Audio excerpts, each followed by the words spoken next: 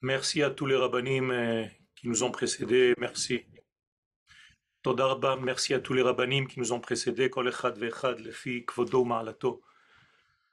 Nous sommes dans cette journée de Tisha B'Av et comme nous le savons, cette journée est liée au Beth Amikdash. Le Mikdash est en réalité ce qu'on appelle en hébreu Nekudat ha'anava ba'olam hazeh, le point de l'humilité. En effet, on se rappelle que dans le Beth Amikdash, on se tenait debout serré, mais lorsqu'on se prosternait, on avait de la place pour chacun d'entre nous. Ce qui veut dire que ce lieu exige de l'humilité de la part de l'homme. Je pense que tous les méfaits de ce monde, toutes les destructions de ce monde, quelles qu'elles soient dans n'importe quel domaine, proviennent au départ d'un manque d'humilité, d'un ego exacerbé. La Gemara dans Baba Batra, à la page 74b, nous dit Kol ma shebara kadosh baruchu be'olamo zachar ou nekeva bera'am. Tout ce qu'Akadosh Baruch Hu a créé dans ce monde, il l'a créé mâle et femelle. Autrement dit, nous sommes dans un monde de pluralité. Nous avons été accouchés à l'intérieur d'un monde qui exige de prendre en compte l'autre et non pas moi tout seul. Ça veut dire que chaque édifice dans notre monde veut dire qu'il y a au moins deux façons de voir, deux points de vue. Et si je ne m'occupe que de mon point de vue, il y a un problème. Et donc chaque construction exige ce que nous avons mis en place tout à l'heure, l'humilité. Accepter l'existence de quelqu'un d'autre que moi, en face de moi, avec des idées qui ne sont pas toujours les miennes. Et chaque destruction vient justement de cette pensée, comme si j'étais seul dans le monde avec un ego à outrance. Donc en réalité, d'après cette Gemara, le fondement même de la vie est lié au lien entre le mâle et la femelle dans tous les degrés de l'existence. Quand je parle de mâle et de femelle, je ne parle pas d'hommes et de femmes seulement, je parle d'une force qui contient toutes les idées, qu'on appelle la force masculine, l'idée première, l'idéologie. Et lorsque je parle de féminin, de femme, je parle de la capacité à révéler cette puissance de départ, cette valeur absolue. Et donc le mâle et la femelle sont en réalité l'idée première et sa réalisation. Eh bien, ce mâle et cette femelle existent dans tous les domaines de la vie, à savoir trois. L'espace, il faut savoir qu'il y a dans l'espace une terre qui est mâle et toutes les terres par rapport à elle sont femelles. Bien entendu, la terre d'Israël, nous disent les sages dans la Kabbalah, est dans un monde de Yetzira, donc par conséquence masculine, par rapport à toutes les terres les autres pays du monde, les autres terres qui sont à un niveau femelle. L'idée, encore une fois, c'est que la partie masculine, Israël, la terre d'Israël, génère toute sa capacité au reste du monde. Ça, c'est au niveau de l'espace. Au niveau du temps, nous avons exactement le même couple, mâle et femelle. Cette fois-ci, le Shabbat est le côté masculin du temps, car c'est lui qui génère tous les temps, c'est lui qui est le point de source de tous les temps, et le reste des jours de la semaine qui joue le rôle de la femelle qui doit réaliser ce qu'il y a dans le point culminant du Shabbat. Et au niveau de l'être, nous l'avons dit tout à l'heure, l'homme et la femme, le côté masculin, le côté féminin, et donc je dois prendre en compte l'existence de l'autre, ne pas tuer l'autre et ne pas être tué par l'autre. Ce qui fait que le monde, d'une manière générale, est conduit par ce mâle et cette femelle. On les appelle, puisqu'on parle de Jérusalem aujourd'hui, le côté masculin s'appelle Yerushalayim Shel Ma'ala, la Jérusalem d'en haut. Encore une fois, c'est une expression qui parle, du concept profond de l'ordre de la Neshama. Et le côté féminin que les sages ont appelé Yerushalayim Shel Mata, la Jérusalem d'en bas, c'est-à-dire celle qui est censée révéler les valeurs. J'espère que c'est clair. C'est-à-dire que nous sommes toujours dans cette conjugaison, dans ce lien conjugal entre le mâle et la femelle dans tous les domaines de l'existence. Pourquoi j'ai fait cette introduction? Eh bien, les Chachamim nous disent, dans le Midrash Teilim, par la bouche de Rabbi Yochanan, Amar Akadosh Baruchu, l'Éternel nous dit quelque chose, une information qui est très importante. Lo avo birushalayim shel ma'ala ad she'avo l'Yerushalayim shel mata. Je ne peux pas, moi, l'Éternel, avec toute ma capacité infinie, entrer dans ma Jérusalem d'en haut tant que vous, les enfants d'Israël, n'entrez pas dans la Jérusalem d'en bas. Qu'est-ce que cela veut dire? Mais ça veut dire tout simplement que tant que les deux Jérusalem, que celle des idéaux et que celle d'en bas de la manifestation, de la réalisation, encore plus exactement, de ces idéaux ne sont pas réunis, comme le texte nous dit Ke'ir shechubra la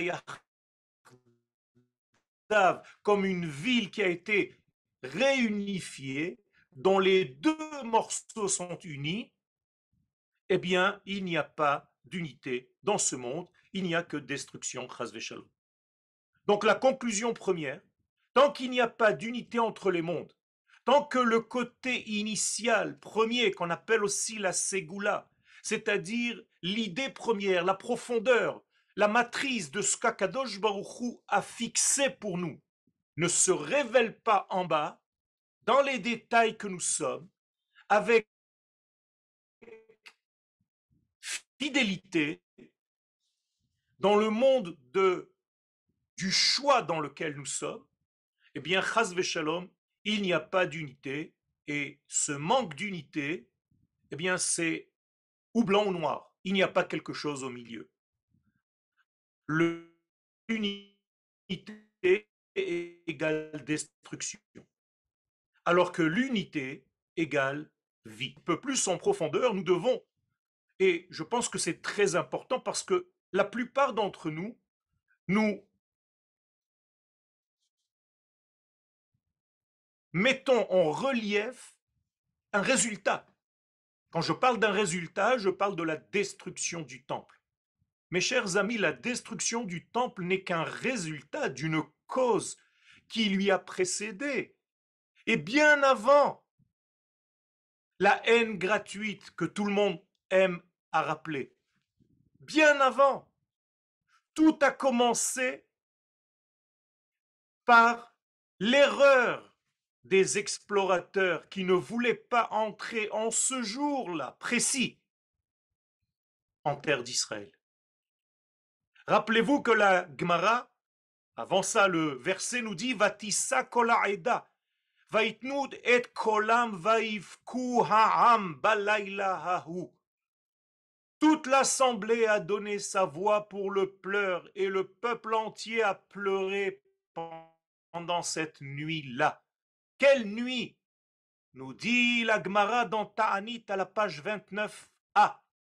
Amar Rabba, Amar Rabbi Yochanan, Oto hayom erev tisha behav haya. Ce n'était ni plus ni moins que la nuit, que le soir de Tisha B'Av, comme hier soir. Hier soir, les explorateurs ont parlé du mal de la terre d'Israël. Elles ne voulaient pas entrer en terre d'Israël, ont pris la décision de rester dans le désert. Mes chers amis, tout a commencé là-bas. C'est bien avant la destruction du temple.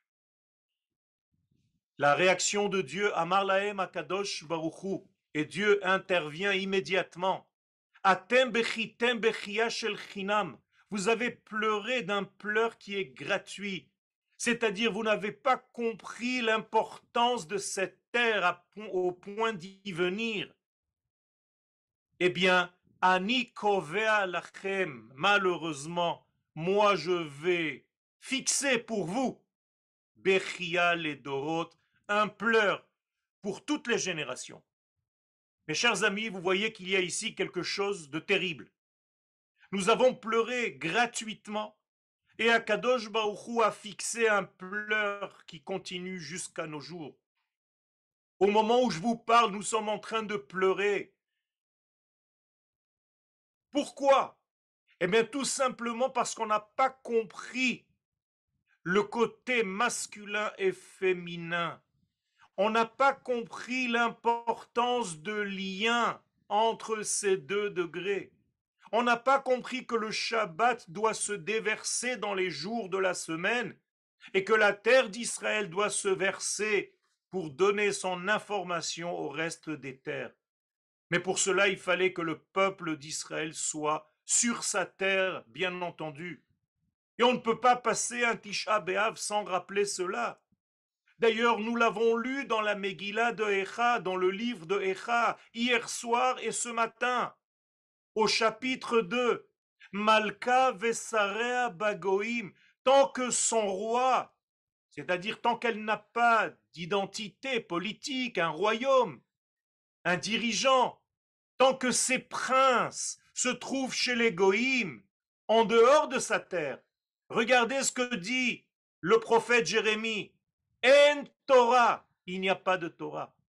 Tant que le peuple n'est pas sur ta terre, il n'y a pas de Torah. Non seulement il n'y a pas de Torah, Gam Nevieha lo matz'u chazon me'Adonai. Même les prophètes ne peuvent pas prophétiser parce que tu ne peux prophétiser que lorsque tu es mâle et femelle.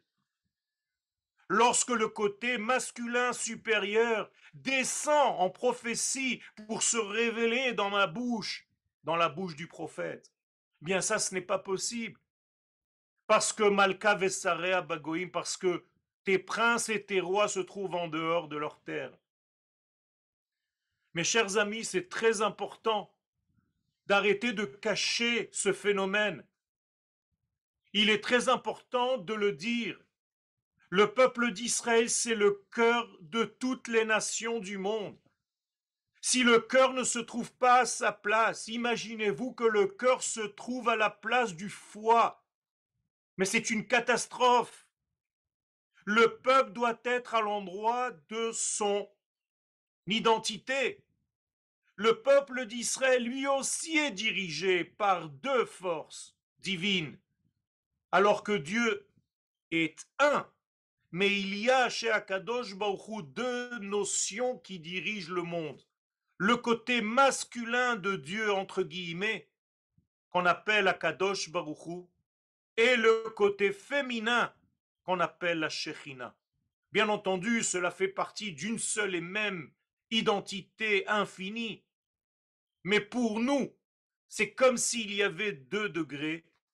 Et je vais essayer de vous expliquer pourquoi je veux parler de ces deux degrés. En réalité, il s'agit du tout et de la réalisation de ce tout dans les détails de notre vie. Akadosh Baruch Hu représente le tout et la Shekhinah représente ce qui se dévoile de ce tout. Or, vous le savez bien, parfois on dit que la Shekhinah n'est pas là, qu'elle disparaît, qu'elle s'en va, qu'elle est comme une femme jeté par terre, rempli de poussière. C'est quoi toutes ces expressions? Mais tout simplement, ça veut dire que lorsqu'il y a une déconnexion entre le haut, Akadosh Baruchou, et le bas, la Shrina, qui est censé le révéler, comme s'il y avait, Chas Shalom, un divorce entre les deux, eh bien, le monde dans lequel nous sommes est forcément malade parce qu'il ne peut pas recevoir le flux nécessaire pour sa vie. Chaque séparation entre les deux degrés, Akadosh Baruch Hu et la Shrina, arrête le flux de la vie et c'est la destruction. Lorsque le peuple ne comprend pas qu'il a une place et que c'est de cette place-là qu'il va générer la lumière au pays, au reste du monde, eh bien c'est comme s'il y avait un divorce, Razve Shalom.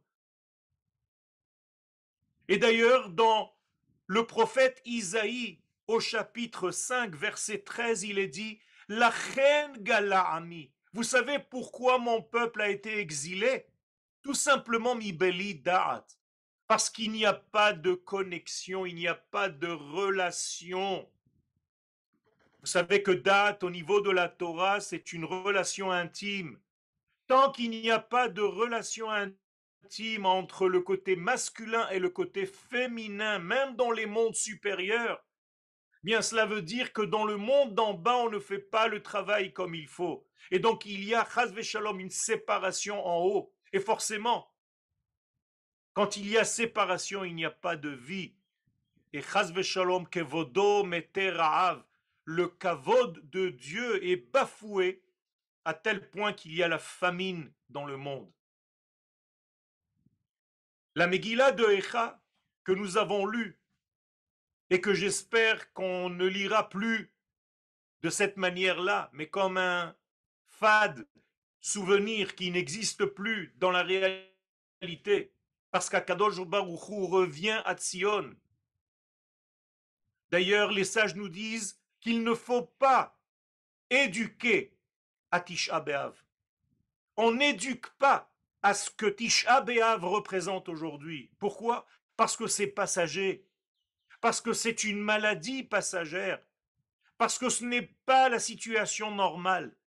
Ça doit passer. N'oubliez pas que Tisha B'Av, dans la Kabbalah, représente Yesod de Abba, c'est-à-dire la partie de la vie du côté masculin, celle qui génère la vie.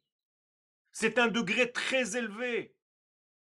Dans le monde, on représente cela par la brite. D'ailleurs, le membre humain du corps humain qui correspond à ce degré, c'est le nerf sciatique. Le nerf sciatique, ce n'est pas ce que vous pensez, ce n'est pas un nerf qui est derrière. Les sages nous disent que le nerf sciatique, c'est la partie qui génère la vie chez l'homme et chez la femme. C'est cette partie qui a été endommagée, Rabotai. Cette partie à cause de laquelle maintenant il n'y a plus de lien entre le haut et le bas. C'est ça que nous devons corriger.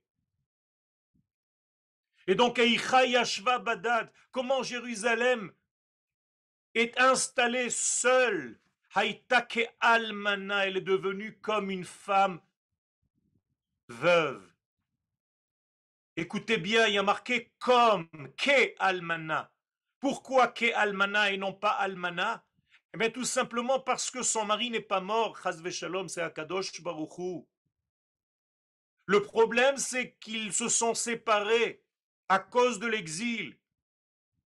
Et donc, à cause de l'exil, elle est considérée comme si son mari était mort alors qu'il est vivant. Mais la distance entre les deux, la distance entre le côté masculin, générateur de vie, et le côté féminin qu'on appelle la shrina, récepteur de vie, eh bien,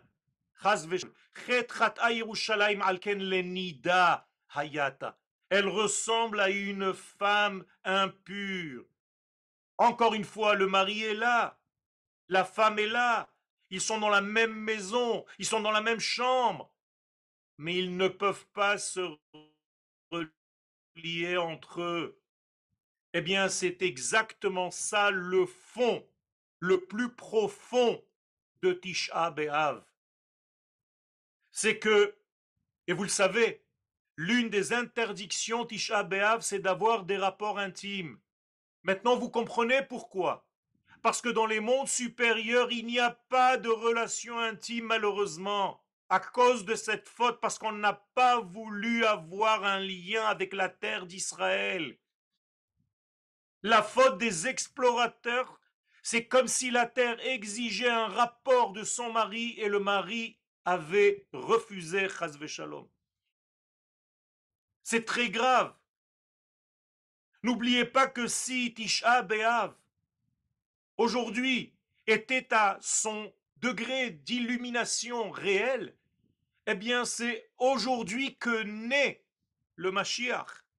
Le Mashiach naît à Tisha B'Av, Rabotai. Ce n'est pas par hasard, parce que dans l'absolu, c'est une journée extraordinaire. Seulement, on l'a gâché quelque part, parce qu'on a pleuré pour rien, et on a été condamné à pleurer pour longtemps, chas v'shalom. Akadosh Baruch Hu est là, mais il y a une distance entre lui et l'Assemblée d'Israël, sa partenaire. Qu'est-ce qui représentait le lien intime entre Akadosh Baruch Hu et la Shrina? Eh bien, c'était le korban qu'on apportait tous les jours, le korban atamid. Vous savez ce que c'était korban atamid? Ce n'est pas un sacrifice qu'on apportait le jour et la nuit. Bien entendu, c'était un sacrifice qu'on apportait, mais ça voulait dire beaucoup plus que cela. Il y a en réalité un lien continuel. C'est pour ça qu'on l'appelle tamid. C'est un lien qui est tout le temps, tout le temps, tout le temps et qui génère la vie le matin et le soir. Lorsqu'il y a un tamid, lorsqu'il y a un tout le temps, il ne peut pas y avoir de destruction. Les sages nous disent que le mot tamid, si on prend les lettres, eh bien regardez, ce sont toutes les sphères du milieu. Tiferet, Malchut, Yesod et Da'at. Ça veut dire toutes les sphères de l'édifice central de l'arbre des Séphirot est représenté par le Tamid comme feu le lien entre l'Abta et le Tamid. Et Chaz Shalom, lorsque le Tamid a été annulé déjà le 17 Tammuz, eh bien, c'était déjà un signe de l'arrêt des relations entre Akadosh Baruch Hu, Chaz Shalom, et l'Assemblée d'Israël, la Shrina. Alors lorsqu'il y a Chaz Khalila, un décalage, une séparation entre les deux, eh bien dans ce vacuum, dans ce vide-là, vont entrer les ennemis d'Israël et vont dominer et le temple et le peuple d'Israël sur leur terre. C'est pourquoi il est dit dans la Megillah, encore une fois, de Echa, Galta Yehuda Me'oni. Juda, Yehuda, Jérusalem, Israël a été exilé parce que nous sommes devenus pauvres. Or, les sages nous disent En ani ela beda'at. Un pauvre est considéré comme tel lorsqu'il n'a pas de da'at. Encore une fois, il ne sait pas faire les liens. Il a arrêté de faire en sorte qu'il y ait un lien continu entre Akadosh Baruch Hu et la Shrina. C'est ça la pauvreté. Aniyut, c'est un siman de manque d'unité, d'unicité, de rapport intime entre Akadosh Baruch Hu et la Shrina. En plus de cela, nous révèle le Hari Akadosh que le Korban Tamid se faisait par un agneau, en hébreu keves. Et si vous prenez le mot keves et vous inversez les lettres comme je l'ai fait ici, vous voyez qu'il y a, sans que je le dise, une allusion au rapport intime. C'est-à-dire que même l'animal qu'on a porté indiquait dans son propre nom ce qu'il fallait garder et préserver. Et lorsqu'il n'y a pas de yichud, lorsqu'il n'y a plus de liaison, eh bien il est dit, Chaz vechalila, Darkei Tzion Avelot. Les chemins de Tzion sont dans un deuil. Tzion représente encore une fois la partie masculine génératrice de la vie qu'on appelle le Yesod. Derech, Darkei Tzion, Derech, le chemin, c'est une parabole pour dire un lien intime. Comme ça, c'est dit dans la Gemara de Kiddushin. Bi'a, le lien intime, Ikre Derech est appelé Derech dans la Gemara. Tout ceci va dans la même direction. Evel, le mot deuil, c'est bli, achdut. Bal veut dire sans, aleph. Sans le aleph, sans l'unité, c'est ça le deuil. Le deuil, c'est lorsqu'on perd l'unité. La question est qui est sorti en exil avec le peuple d'Israël?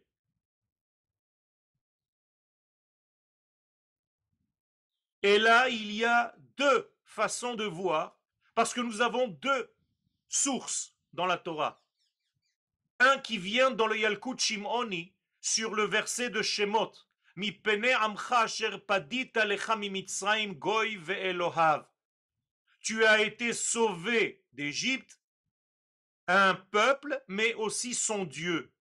Ça veut dire quoi? Ça veut dire que Dieu est en exil, que lui-même, il est sorti d'exil quand Israël est sorti d'exil.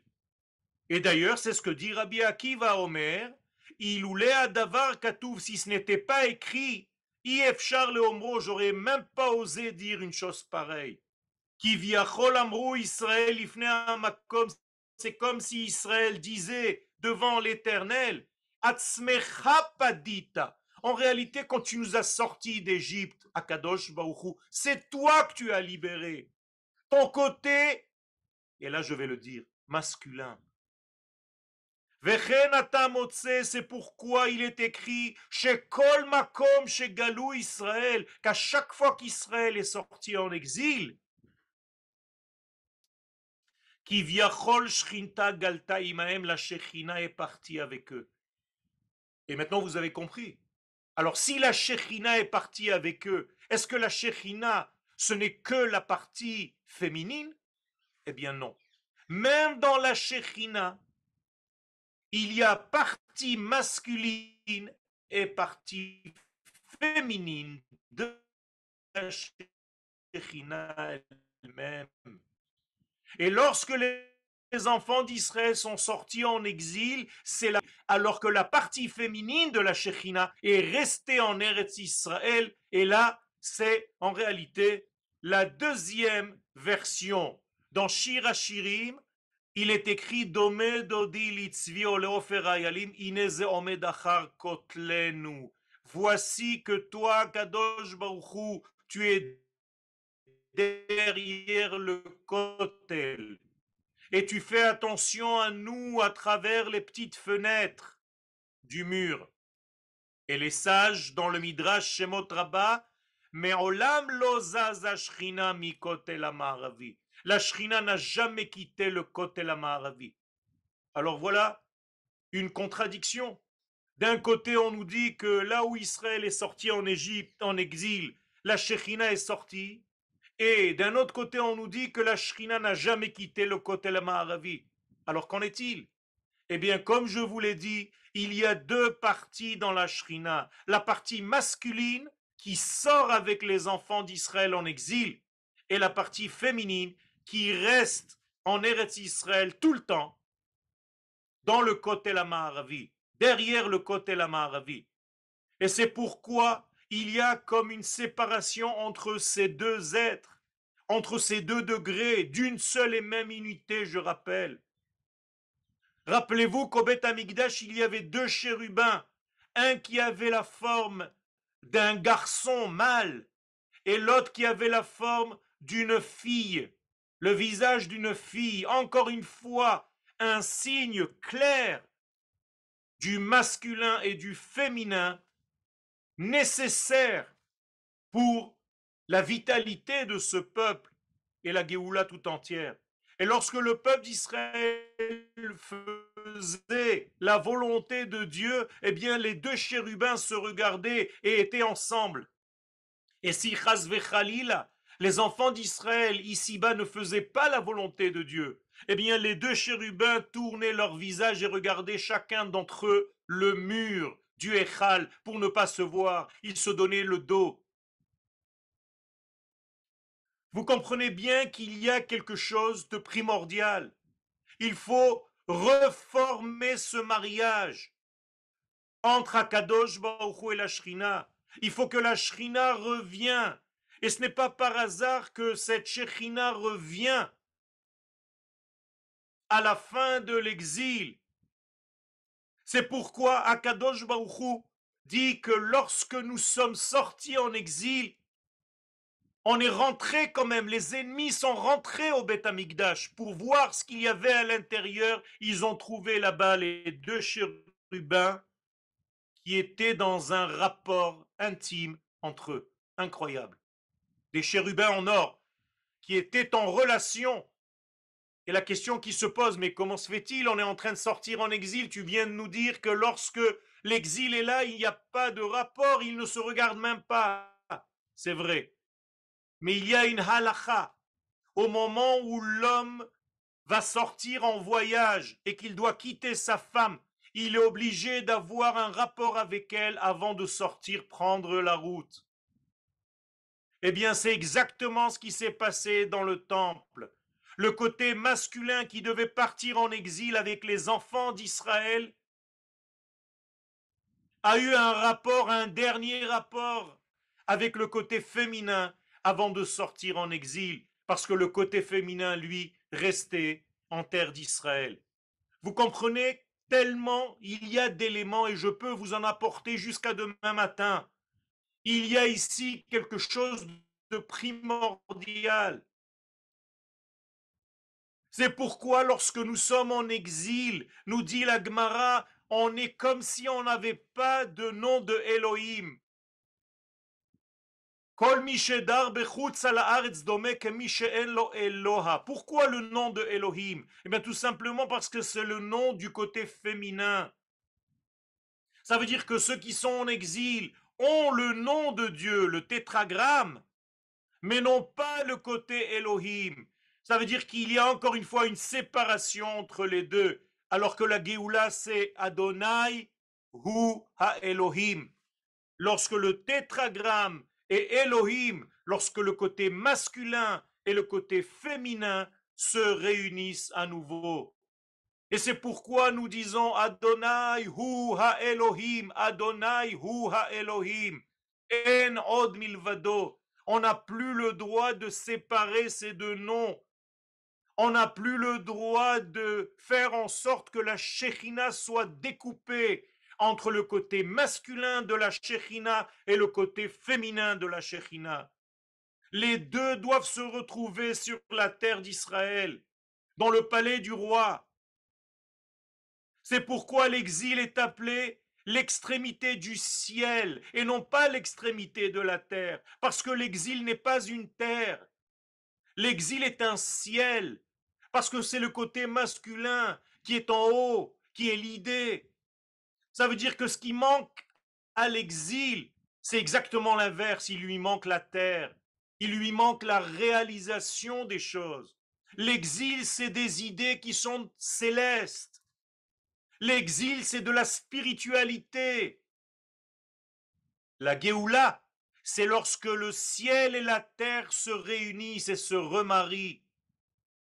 Ce n'est pas par hasard que lorsque les tables de la loi, les deuxièmes tables sont arrivées sur terre, ce qui indique clairement qu'il y a un mariage entre l'esprit et la matière, puisque l'esprit est gravé dans la matière. Bien, la première fois, ça s'est cassé, parce qu'il y avait séparation. Mais la deuxième fois, ça a marché. Quand est-ce que c'était? Yom Kippourim. Pourquoi Yom Kippourim est appelé par nos sages Yom Chatunato, Yom Simchat Libo, le jour de son mariage, le jour de la joie de son cœur? Ben, tout simplement parce que c'est le jour où il y a réunification, il y a mariage. Et c'est pourquoi dans la Géoula, il est dit Veshav Adonai Elohecha et Shevutra. Dieu, écoutez bien ce qu'il est écrit en hébreu, reviendra, Shav. Il n'y a pas marqué Veheshiv, il vous ramènera en terre d'Israël. Il y a marqué qu'il reviendra lui-même. Irtiv Geoula Le'atzmo. Il s'est donné à lui-même la Géoula. Il a prescrit la Géoula pour lui-même. D'ailleurs, le Zohar nous dit sur la Megillah de Echa que le côté masculin de la Shrina, c'est lui qui est sorti en exil. La preuve, nous dit le Zohar, le côté féminin pleure à la moitié de la nuit. C'est ce que nous faisons, Tikkun Chatzot et Tikkun Léa et Tikkun Rachel. N'oubliez pas, Tikkun Rachel et Tikkun Léa, ce sont les deux femmes qui représentent le côté féminin. Eh bien, on pleure à la moitié de la nuit. Bepalge Leilaya, à la moitié de la nuit, Nekuda de Tzion. On veut rejoindre le côté masculin de Tzion qui nous manque. Et la Shrina pleure. Al Mishkavi Balelot Bikashti et Nafshi. Sur ma couche, pendant les nuits, je pleurais, je demandais celui que j'aime. Bikashti, où je n'arrête pas de le demander, Velo Metzati, où je n'arrive pas à le retrouver. Kerativ, je l'appelle, Velo Anani, il ne me répond pas. Morav et Rabotai, c'est terrible, c'est émouvant. Et la Shrina dit, Ribonos shel Olam, maître du monde, Baali, mon mari, Havaate le Gabbai, il venait vers moi. Il était avec moi dans une relation très de proximité. Et elle l'appelle Baali, Baali, mon mari, An Panita, où est-ce que tu es passé? Baali, Baali, mon mari, Nehiru de'inai, lumière de mes yeux. Quand tu me donnais ta main et que tu la mettais sous ma tête, j'étais dans une jubilation. Et lorsque ta main droite m'enlaçait et qu'elle m'embrassait, que tu m'embrassais, regardez ce que le Zohar nous dit ici. Et tu m'as promis, que jamais tu n'arrêteras de m'aimer. Avi, Amartali, tu m'as dit, si je t'oublie Jérusalem, j'oublierai ma main droite. Bien, tout ceci, Rabotai, pour vous dire que ce jour-là, il faut qu'un jour on arrête de pleurer.